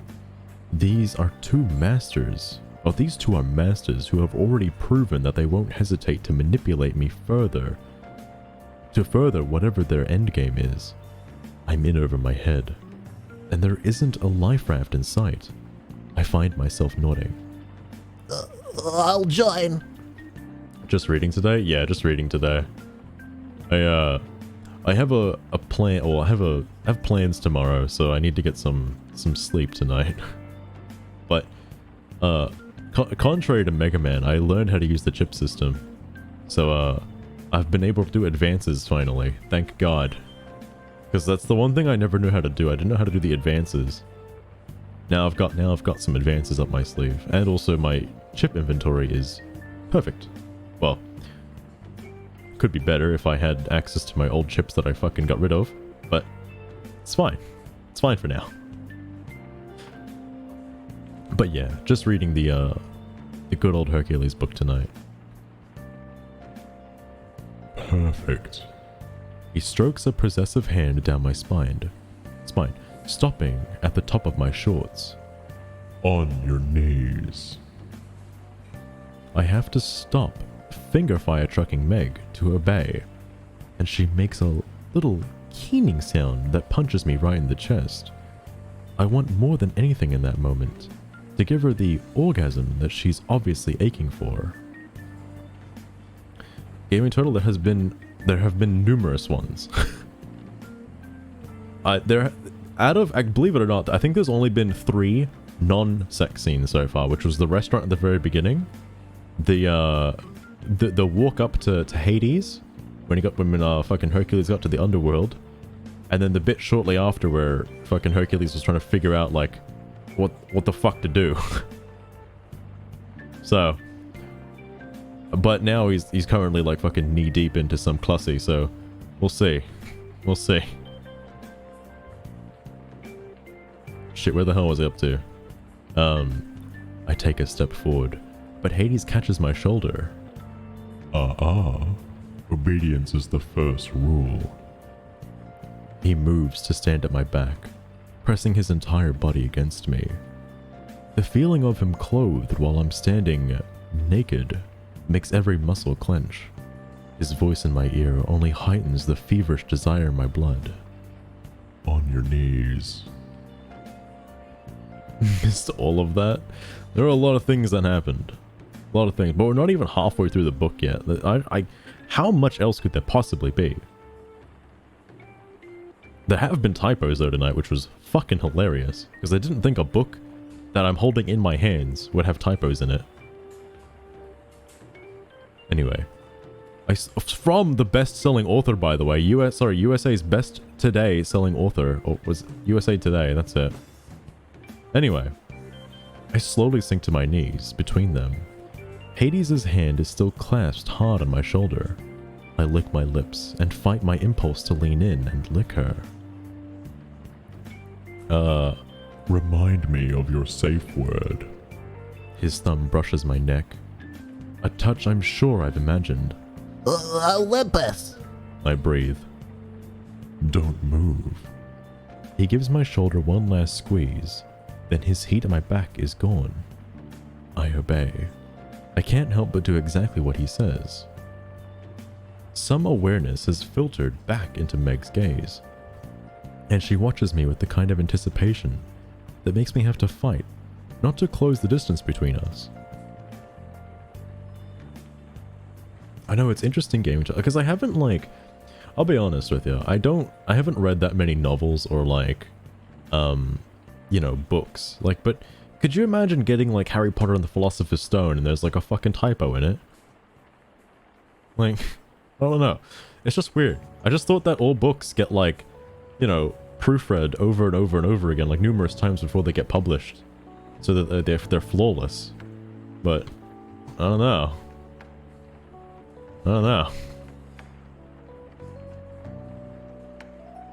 Anyway, Hades doesn't make me wait long. He reappears next to us with a flogger in his hands. This is where we start, you little Hercules. He flicks it against my chest. It stings a little bit, but I'm not sure I'd call it actual pain. Whatever Hades sees in my face satisfies him, because he moves to stand behind me again, though this time he doesn't touch me. His next command lashes me with more force than that flogger did. Make her come. I open my mouth to ask Meg what she wants, but Hades anticipates me. Now, Hercules, you both belong to me, and me alone. My Meg deserves a reward, and I've decided that your tongue will do nicely. Do not try to come in your pants. I mean, with the way Hercules has been fucking coming, all he had to do was breathe on him and he'd fucking explode.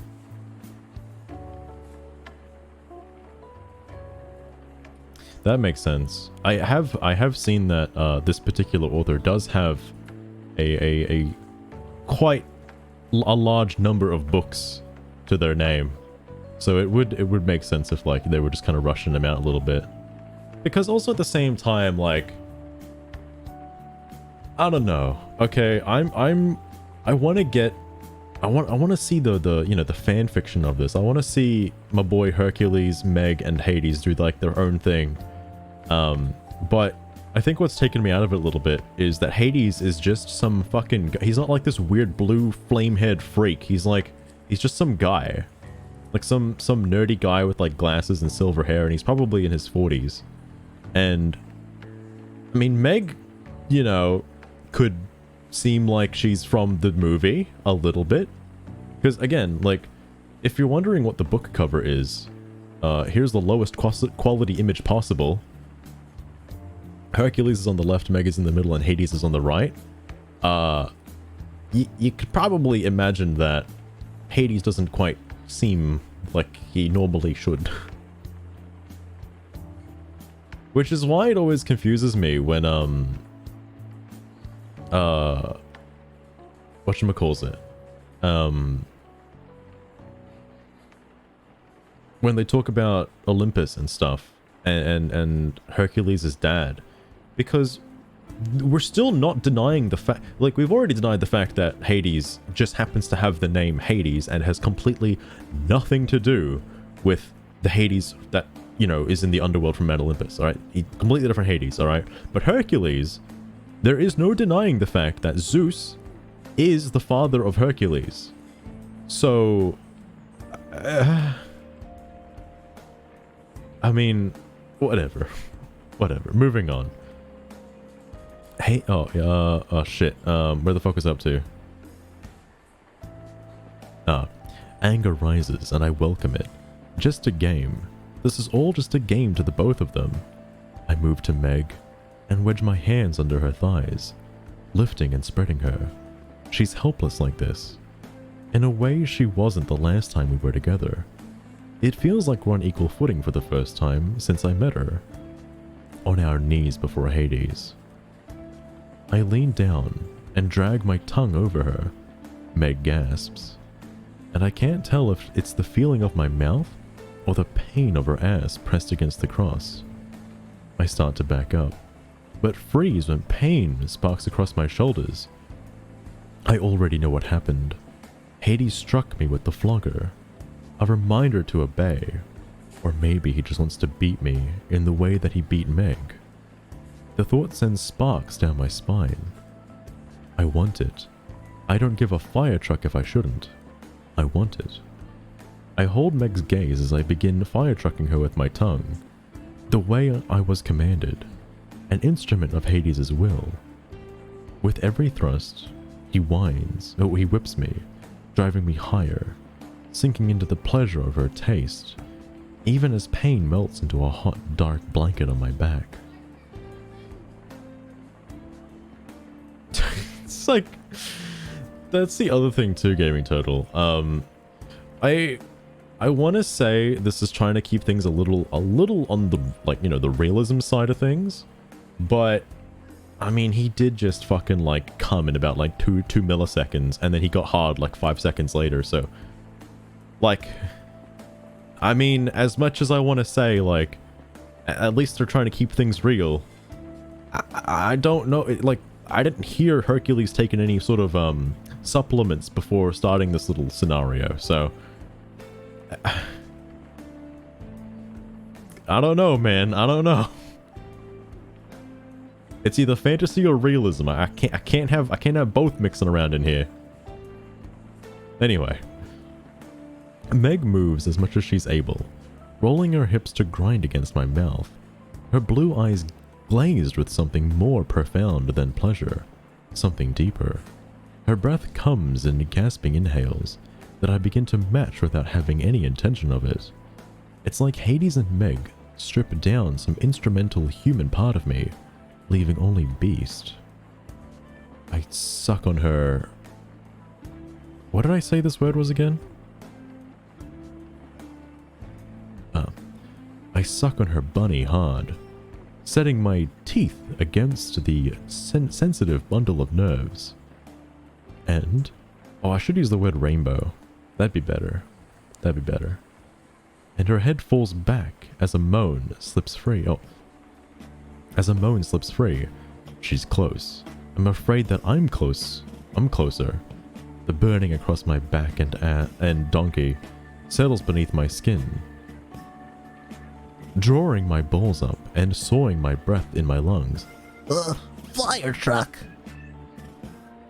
Make her come, little Hercules. The snap in Hades' voice brings me back to myself, just a little. Meg tries to reach for me, but her cuffs hold her immobile. She's so sexy. I can barely stand it. I growl against her skin.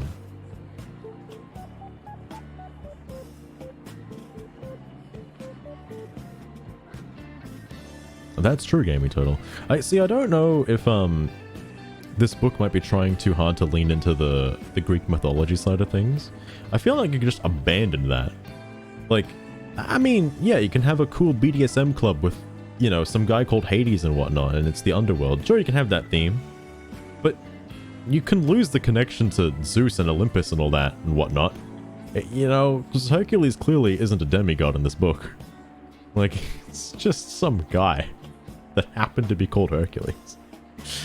Like, just, like, maybe if we drop the connection to the, you know, the Greek mythology a little bit too much. Because, like, I try to, like, oh yeah, you know, they're just people with the names of these characters, alright? They have nothing to do with the actual story of Greek mythology. And then 10 seconds later, they're like, oh yeah, you know, Zeus and whatnot, you know, he's from Olympus, you know, and the mighty 13 on Mount Olympus and whatnot. It's like, just leave that, you know, just don't mention that. Just leave that aside. Anyway, oh. Problem? This time, Hades' voice is closer. I tense the barest fraction of a second before he kneels and he's pressed against my back again. This time, I can't hold back a moan. The friction of his clothing against my smarting skin is almost too much.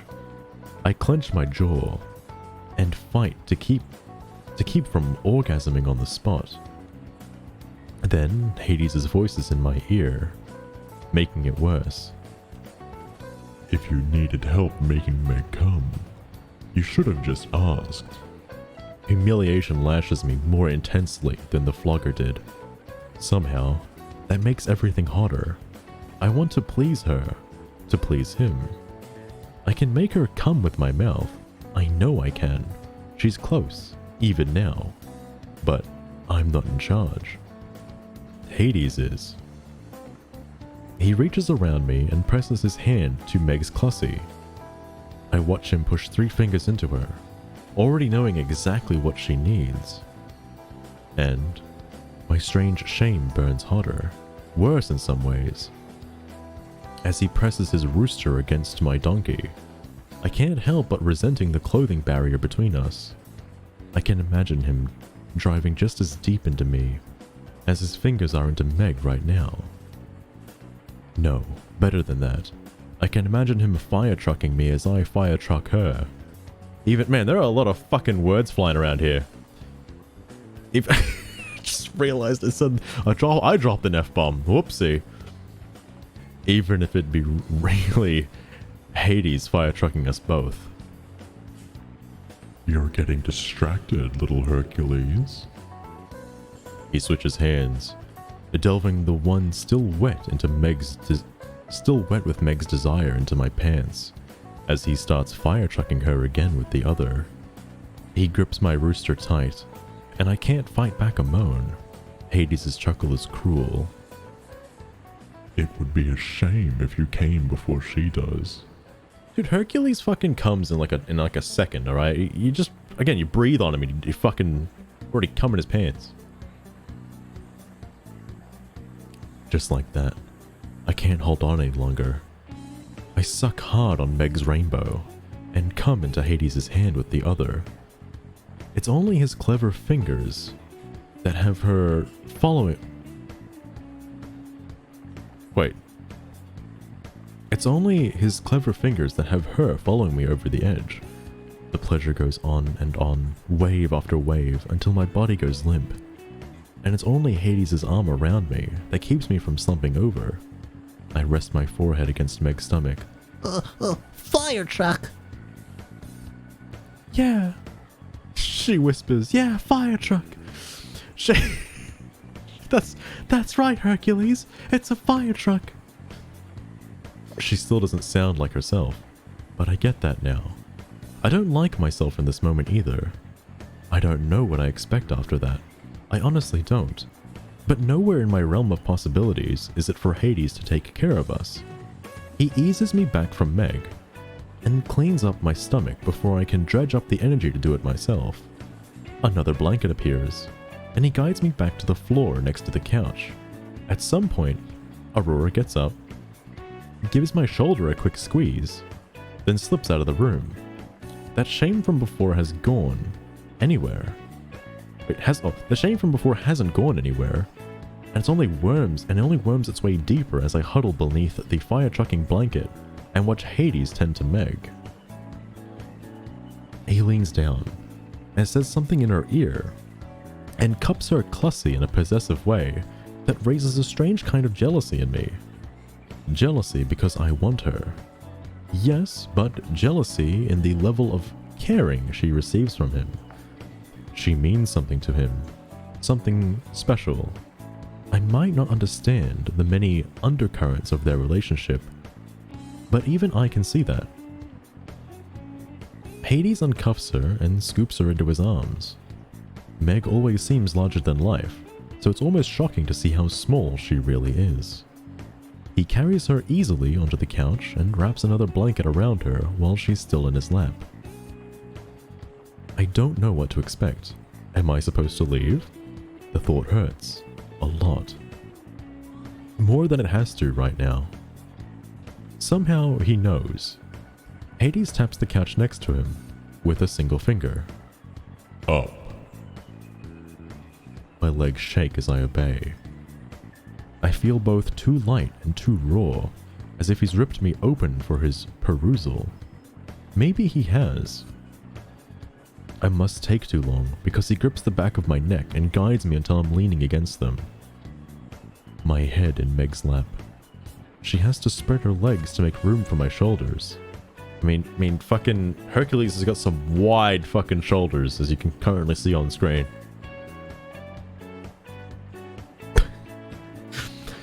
And that could have been an invitation of sorts, but it doesn't feel like it. I close my eyes. One of them sifts their finger through my hair, and I can't work up the energy to open my eyes to know who it is. Does it even matter? I don't understand any of this. The actions, yes. Not the motive behind it. I can't shake the feeling they chose me on purpose. Trapped me on purpose. My father has a long history of fire trucking people over, and sometimes those people want revenge. Again, here we are, drawing back to the Greek mythology. So we're not denying the fact that Hercules has a god as a father. That Hercules is the demigod from Mount Olympus. We're not denying that. That this Hercules can move mountains, for fuck's sake. What is he doing here? Hercules, we're not in Kansas anymore. You can't be going to the BDSM clubs like this, man. You've strayed too far from Olympus. Anyway, they can't get to him, so they target the people in his sphere. My mother has had no fewer than 4 assassination attempts since I was born. My older brother, the heir to the title Zeus, has had double that. Just because I've mostly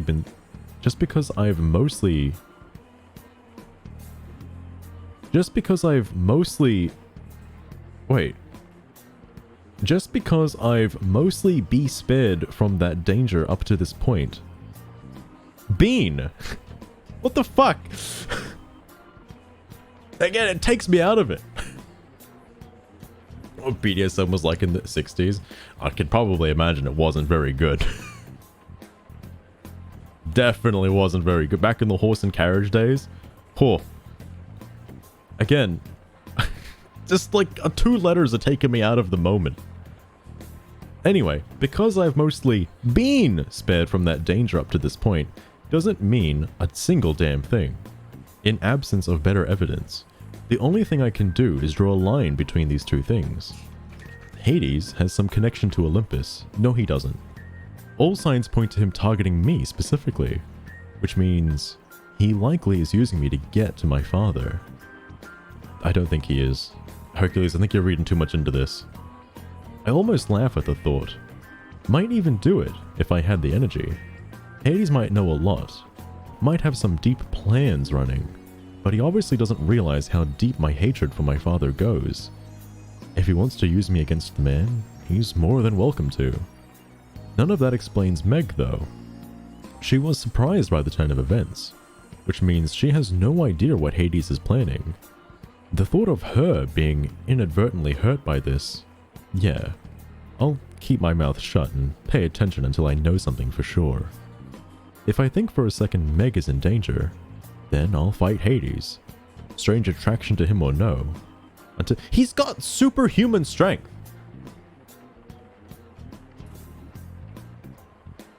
The 1960s. I don't remember what the 1960s were like.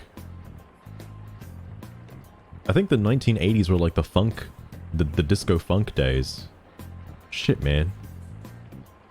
Oh, I'm thinking of the 1800s. Mubby. I don't know what was prominent in the 1960s. I don't even know if there was like... Oh no, I think there was black and white television back in those days. There's probably like lustful sex tapes from the 1960s that exist out there today. Probably.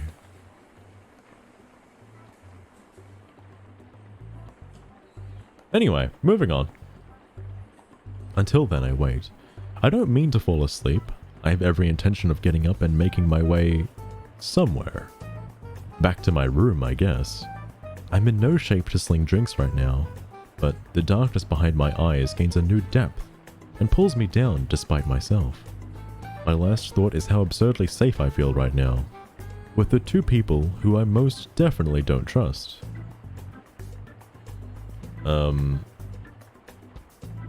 Shit, should I do the next one? Oh... Nah, I think I'm gonna save the next one for another day. That was chapter 11. Starting next time we'll be at chapter 12 and probably moving through a fair chunk of the book. We're almost at halfway. There is no way that this book is gonna have enough plot for Hades to somehow fuck Zeus. That is not gonna happen. I'm gonna tell you right now, there is no fucking way there is enough plot development in this book to get that far. No way. I'm saying it right now. Not a chance. Not a chance. But, yeah, no, that's where I'm gonna end things. There were a lot more, I guess because I read, like, more than 2 chapters in one stream, that I noticed a lot more typos and shit. Like Askins. I like how askins is a word though. Askins is a word, but it's not used in that context. It just doesn't make any fucking sense. Meg is gonna ask something, not askins. So stupid. Anyway, now that I have learned a lot about the English language and what the hell askins means, I hope you guys enjoy. Fucking askins.